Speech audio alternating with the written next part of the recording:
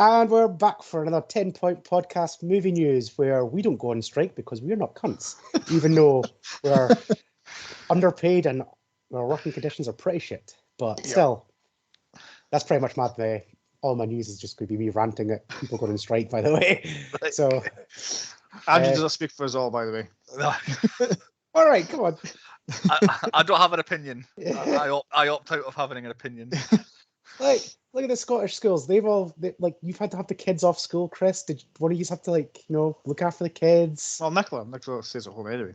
Yeah, no, but if she was working, that would be a payday gone, all because our cunt teacher doesn't want to take they want an extra 3%. It's like, go fucking get another job, you bell end. Same with the nurses. That's going to kill millions of people. I hope they all feel happy about it. And then as for the train drivers, that shit's going to be fully automated anyway, so you're fucked out in a job anyway. And as for Royal Mail, Amazon's took your job already, so bye-bye. So striking's only making your job faster. Anyway, what have we all been watching? So, I'll start.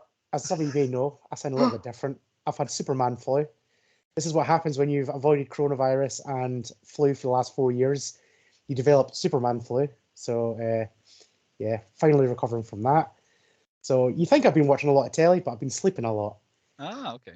However, I did watch something that took me completely by surprise and I need to recommend right now. Netflix's new original show, Wednesday. Oh, right, okay. Which is obviously about Wednesday Addams. It's Tim Burton directing it, Danny Elfman doing all the music. I'm one episode in and I'm all in. Oh, what a show. My God, right. Absolutely amazing. And it's got our boy from last week, the chef, what do you call him? There's Guzman. He's playing Gomez. You've got Catherine Zeta-Jones as Morticia. The role she was born to play, she looks exactly like Morticia does in every... Oh, yeah, like Chantel was watching it and she was women crushing all over the place in this show. She's like, oh, look at Catherine Zeta-Jones. She's hot for her age. And then it's like, Christina Ricci's in it. It's like, oh my God, she's hot for her age. It's like, Jesus hell. Where does it say that Gomez is a small fat man? Because in everything other than, what's the original Addams Family guy called? Raul Julia. From, what do you call him, from Street Fighter. He's tall and quite...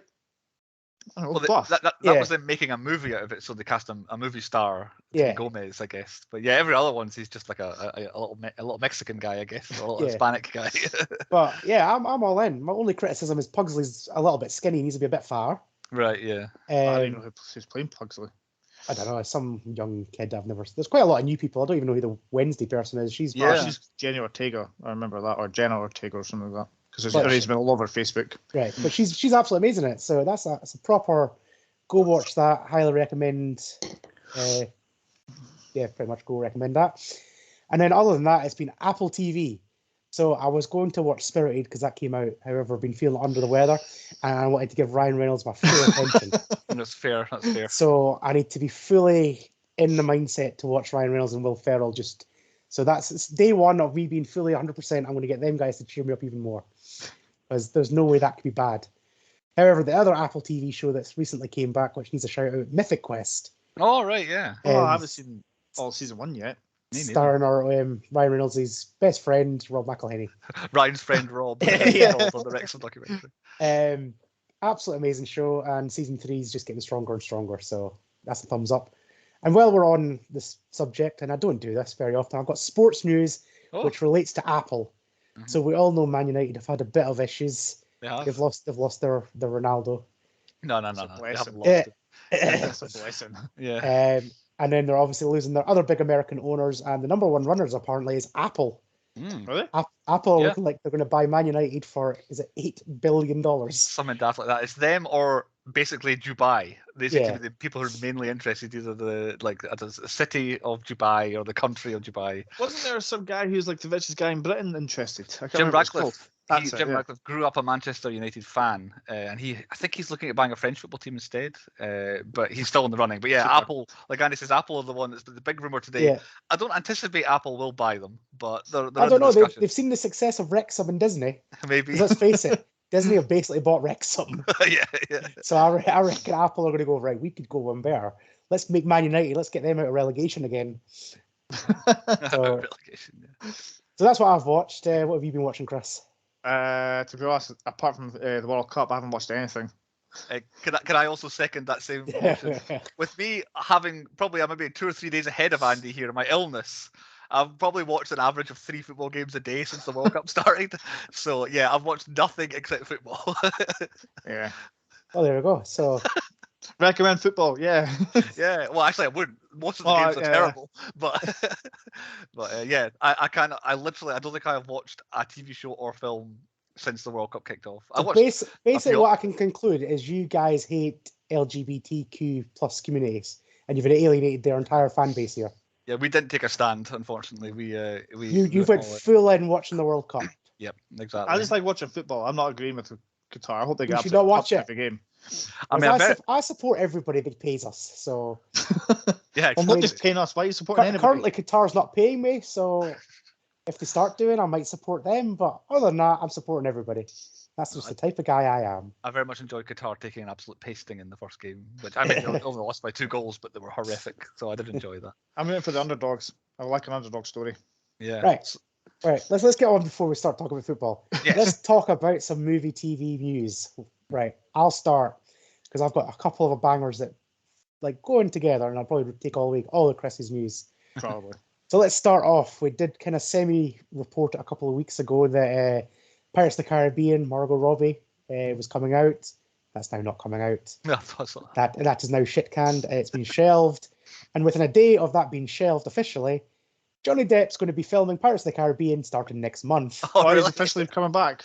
It's not officially yet, but however, the rumors are that pretty much the entire production was done for the Margot Robbie one. So, i.e., boats were made, sets were made, everything was made. So when they shelved it, everybody's like, "What the fuck is going on here?" So it looks like Disney have turned around and paid the $301 million to Johnny Depp to come back, because obviously he said even if they gave him $300 million, he wouldn't come back. Ah, okay. So yeah, everybody's now saying that it's $301 million. But yeah, apparently Johnny Depp's schedule has now been cleared up for the next 6 months before his band goes on tour. So 6 months of filming, and quite a lot of that seems to be in the UK, Pinewood Studios, where most of the sets seem to be built. So if that bit of casting didn't blow your mind, this one will. So Fast and the Furious, the last two is going to get split. Well, Paul Walker's coming back. Oh no! So apparently Paul Walker's going to play a key role in the next 2 films and will be fully in both movies. So yeah, well, they're going to weaken the Barney's it. I would imagine they'll do what they did the last one, is get his brother in and paste his face on and CGI use... Just imagine him on this corpse just, well, I don't know if he was cremated or not, but this corpse, just like all this orange is running past going, saying lines. Well, okay, that took a dark turn. Yeah. I thought it would more blow Chris's mind, actually, but no, it's blown my mind. He's just went straight to dark thing. But yeah, apparently Vin Diesel's confirmed it. Obviously, Paul Walker never died in the franchise. Brian, whatever he's called. He just drove off into the sunset, didn't he? Yeah, he drove off into the sunset, and then he's been on the phone a couple of times looking after the kids. So yeah, this could be interesting. Because I've heard this you've heard like not deep fake, but it's like deep voice. Not like my voice at the moment. Oh yeah, where they can completely make someone's voice. Yeah, it's mind blowing. They've been doing it on BBC, where radio presenters have been being different radio presenters. Greg James is being like Matt Edmondson, and Matt Edmondson's being somebody else.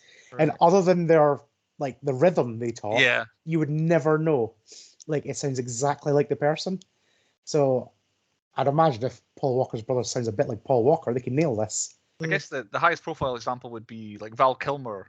He spoke in the most recent Top Gun movie, but Val Kilmer can't speak anymore. So they had to actually make his voice. It wasn't like they used old clips of things he said. They took old video footage, as it were, audio footage, and made a new AI voice that they could say the words they wanted. So yeah, that's the 2 biggies, and then something that's a little less big. And what was I going to say? I literally was on the tip of my tongue, and Bruce just ruined it. There was another casting, and I forgot. Shit. I remember now. Well, why don't you think about it, and Chris can give us some news. Yeah, Chris, give us some news while I think about that. Well, Obia can think fast because I don't have much. The only thing I really saw was that Knives Out 3 is definitely happening, regardless of how Knives Out 2 does it. That means they filmed it already then? Yeah, I think it was already. With it being Netflix, Netflix already know we're going to get a lot of viewers and we're going to get what we want out of it, regardless of its 3-day run or whatever it's got at the cinema this week. So I think that's probably always going to happen. Obviously, Daniel Craig's return is Benoit Blanc, and I can't say anything about it because it might spoil part of the second one, but there might be another one cast member who's going to come back. And really? The rest of them's going to be decided. Okay, because it wasn't, as far as I'm aware, nobody carries over from the first one to Glass Onion, do they? I think it's just Daniel Craig. I think it's more of like a background story for Daniel Benoit Blanc who's going to. Okay, I see. So, without spoiling it, so like you said, every story is different. So the next cast is completely. Yeah, it's like a new murder mystery. You couldn't have a returning character, otherwise you'd be suspicious that it was them. Yeah, and my other news, it's not really news, but for Avatar 2 has to make $2 billion just to break even. So it better have an absolute epic run in Red Summer because it is extortionately expensive. Would that be record breaking? Or I'd imagine so, yeah. I can't remember because obviously Avatar 1 and the Endgame were like that for a while because they released Avatar to try and make more money again. So I don't know because that seems very difficult. Okay, it's been a long time, but nobody's hyped to watch the new Avatar, are they? Well, I don't know. I am, because I don't know if you've seen recent interviews of James Cameron. That man's a ledge now. Oh, yeah, I love James Cameron. He's incredible. Apparently, they turned around and went, right, this film has to be under 2.5 hours. And he's like, yep, we'll do that. And then he turned up with his first cut, and it was 3 hours, 40 minutes. And they were like, no, this needs to be trimmed over an hour and a half. And he's like, no, go fuck yourselves. This is my movie. To which apparently all he's done is trim it down 20 minutes. I think it's like the runtime's like 3 hours and 25 minutes. That's absolutely epic. And apparently nobody's seen the final cut yet because he's still editing it at the moment, and he reckons there could be another 15 to 20 minutes added on to that runtime. So pretty much he'll go be back to where he started a couple of months ago when the studio was like, no, this needs to be 2.5 hours. He's been it all along. He's been planning it the whole time. So yeah, it's good. It doesn't matter because like everyone sat through Endgame, and that wasn't as long as this, but like the one I would say is the Schneider cut of the Justice League. Yeah, I blasted that one sitting. Yeah, I watched that one sitting, and at no stage did it feel like it was 4 hours long. No. So you make a good movie, I'll watch it. The other one I'd compare it to would be The Irishman, which came out on Netflix. Oh, yeah. And it is like 4 hours long, and very much that I have to split that into 3 goes. I could. Oh no, I'm thinking of The Gentleman. I haven't seen The Irishman yet. The Irishman is very good, but like it is honestly, it treats it like a TV show. I think it's like if you watch an hour and a half, and then whatever's left is the best way to do it, or something like that. It's so long. The only thing I think when I watch the new thingy at the cinema is I might not have to eat beforehand because I'm definitely going to brew a shit in between that. That's like it's like quite a long that's a long time. Yeah. I normally like to eat before the film and then go in, but like I know my body, it's going to be ready within that time. It'll be too long.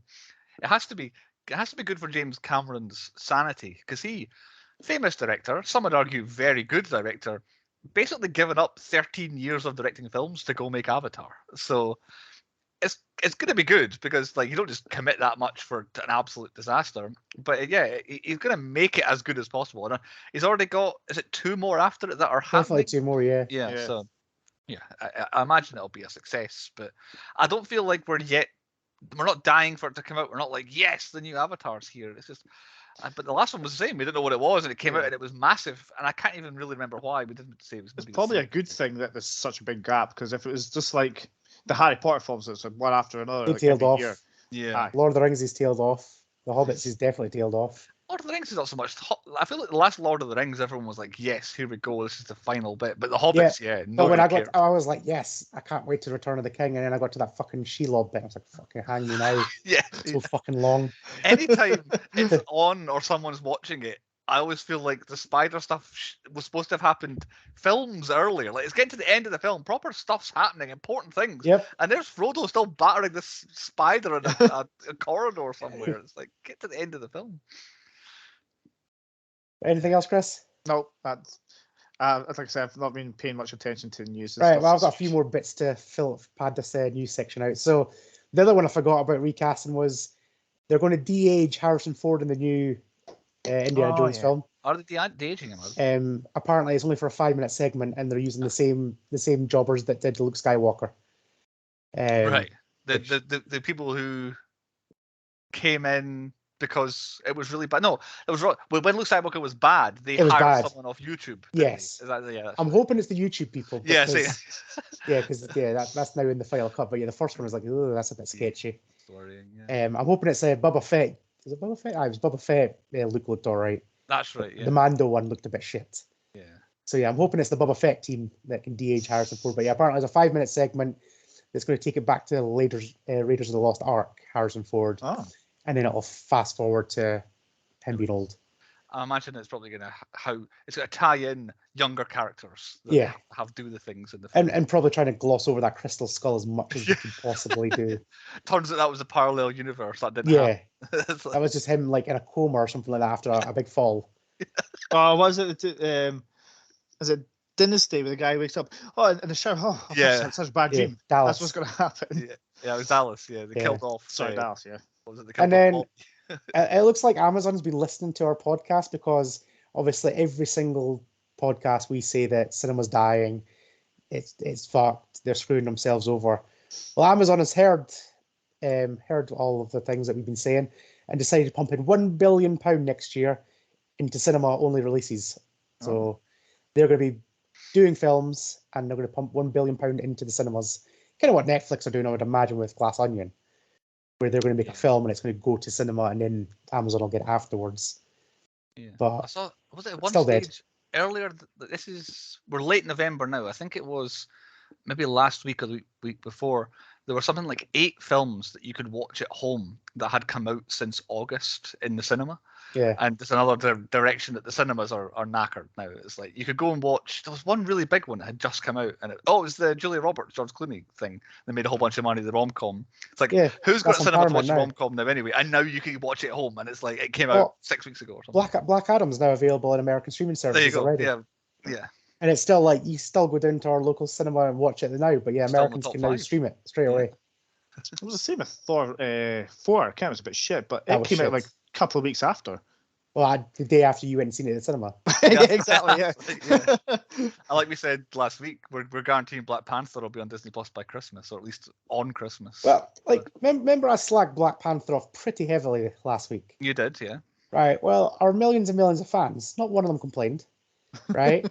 And then at the show, the weekend, we were selling some Black Panther posters. Now, there was obviously a certain demographic that Black Panther was made for. There was quite a lot of them that came up and went, oh yeah, Black Panther.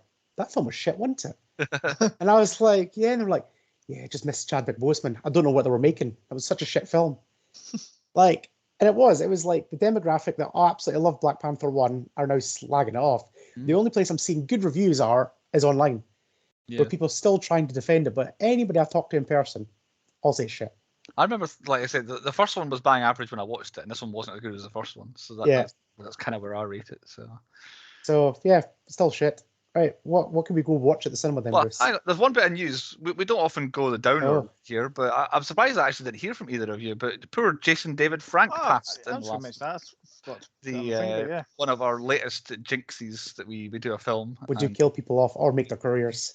Because I know you had some dealings with Jason David Frank. I'm hoping they were good. Otherwise, Andy, I wasn't looking for you bad master. They weren't good, right? Okay. I'm not going to speak ill of the dead. He was a nice guy to the fans and all that, but he was a bit of a cunt in real life. Okay. And leading up to his inevitable death, the night before, some people I know were telling me that apparently he was talking to some people saying that he was going to hang himself. Okay. And then that morning, I got a message from somebody else on one of the cosplay groups on Facebook saying that he died. And I was like, what? And then looked on, like, nobody reported it. And then, like, I got another message because everybody knows I know him. It's like, oh, yeah, apparently he's killed himself. It's like a suicide. I was like, well, this must be the rumors from last night. And then some random, like, Irish Times picked it up. That was the first official place it said it. And, yeah, then I probably knew about his death, like, before he'd even killed himself, because apparently he was rumoring it to people. But yeah, it was about 10 hours later, it was officially announced. So I remember seeing the story, not the same fashion, but I remember seeing lots of rumors for it, and then, like you say, hours later, it was actually reported as news. It was a strange sort of timeline on it. And I mean, like, I know he's got a massive following and stuff like that, and like I said, I liked him as a kid and stuff like that. But yeah, when I dealt with him, he was a bit of an arsehole. You can bit of an arrogant thing, but you don't wish that on anybody. So no, definitely not. If you feel like hanging yourself, don't talk to one of us. Call suicide prevention. Yeah, just don't talk to Andrew. Just don't talk to me. I will not help you. Luckily, he didn't message me. It wasn't my fault. I do not have a message for him. Right, you were not actually. It's been at least 3 years since he contacted me. I'm clear. Right, well, there we go. I thought I'd mention him because we've done the Power Rangers quite recently, and he was basically. We do bring curses around. We do either kill them or make their careers. Well, it's one or the other. Like we're, it's like it's like what used to happen when I used to book guests for the shows. It's like, oh, I'll get this guest. Suddenly he's back, world champion. I'll book this guest. Oh, he's dead. It's like I must have the last official autograph from Paul Bearer. Right. Okay. Because literally got a signed contract from him, and then 2 days later he died. It's like, I better not announce him then. I hope you've got that like vacuum sealed somewhere. So like we do have this weird thing where we can make or break people big time. So it's a gamble if you want to be on this podcast. But before I mentioned up poor old David Jason Frank, you were throwing over to me for the forecast and all that. So last week, there's a bit of a strange thing happened with the top 5. So Black Panther's still number 1, obviously the big one, but The Menu has shot into number 2. That was my big pick from last week. Oh yeah. But Lyle Crocodile's held firm at 3, meaning Black Adam has dropped all the way to 4th in the charts. So Black Adam maybe not making as much money as we thought. I've had enough of The Rock. Overexposure. Yeah, maybe. Too much. I like Black Adam though. Again, I will hear no slander for Black Adam. And then Living rounds out number 5. That was the Bill Nye thing I mentioned that didn't really particularly appeal to me. Coming up this week, a couple of films coming out. I think the one that'll make the most money, Roald Dahl's Matilda the Musical is coming out at cinemas because kids' films seem to do quite well. I think this will do all right. And I realised upon seeing the trailer for this when I was seeing Black Panther, I have no idea what the story of Matilda's about. And that story's been around since before me. You haven't seen the original Matilda with Danny DeVito? I've never seen anything Matilda. I've never read Matilda. I know there's a character called Bruce. How did you get through school without fucking watching that bullshit? We just didn't do it, apparently. No, it was always on, like, you could bring a film to school day or whatever. Some prick would always put that in. Aye. And then nobody would want to watch any of the Arnold Schwarzenegger films I brought in because they were all like 18s, 19, or 1815s.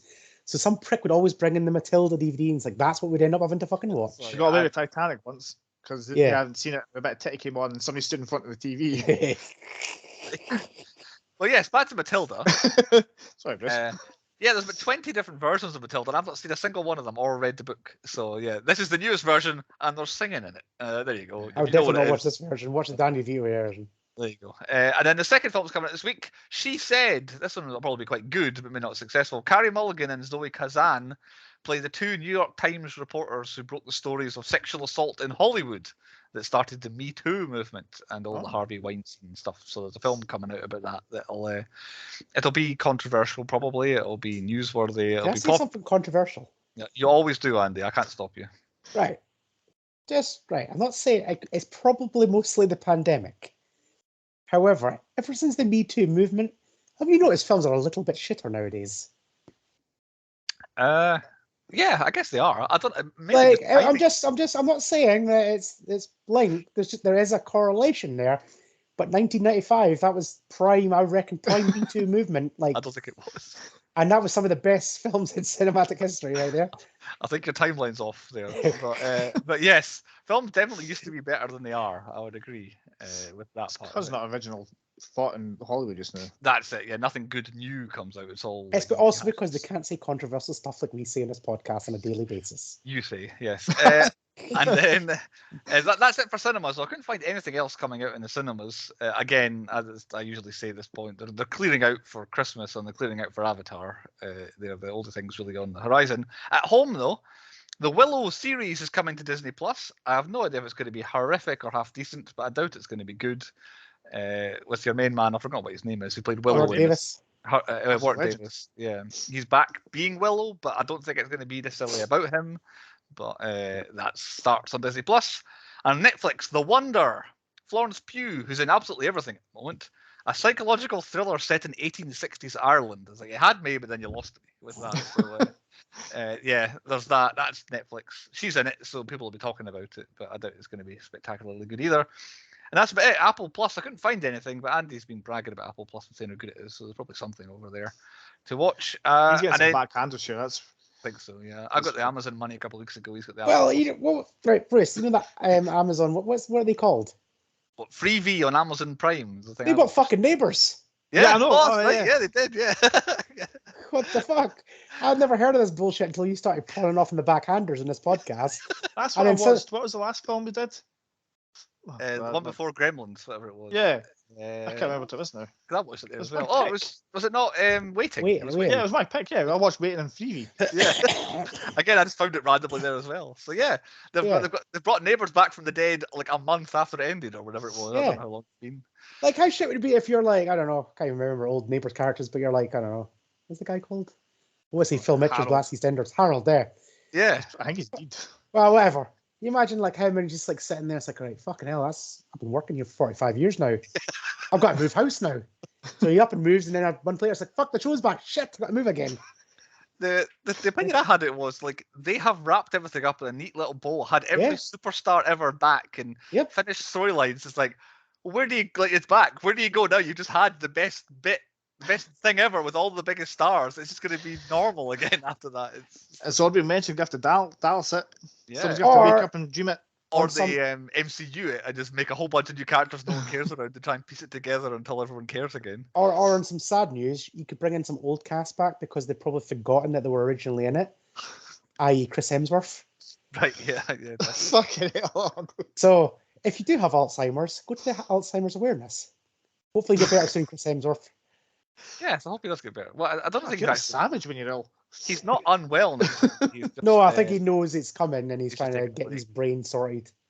Spend time with the family, I imagine. Before he forgets. Violent Night, the David Harbour as Evil Santa. That's the next one. That was everywhere at Comic-Con, that bad boy. So that's it. That's the end of my bit. Before I destroy anything else. So, there's a few things you can watch, but pretty much the only recommendation we actually have that you can go watch right now is Wednesday on Netflix. Other than that, don't support the football. And yeah, don't kill yourself. And don't forget about this podcast. It's pretty much where we're at. Yeah, that's what we stand for. That's what we stand for. It's controversial, but we mean it with love. And if none of that tickles your fancy, we do have an absolute banger of a film on the next picked by me. It fits in my theme, which I was worrying till quite a lot through that film, going, this doesn't fit. Then it finally did fit into my theme. So it's Suburban Commando starring Hulk Hogan. So join us on that one because I'm pretty sure these two are going to absolutely slate it. I've got a feeling it's going to be something special. I reckon it could be one of our best podcasts to date. So join us next week and we shall see you for Suburban Commando, and we'll see some more news which won't be so controversial.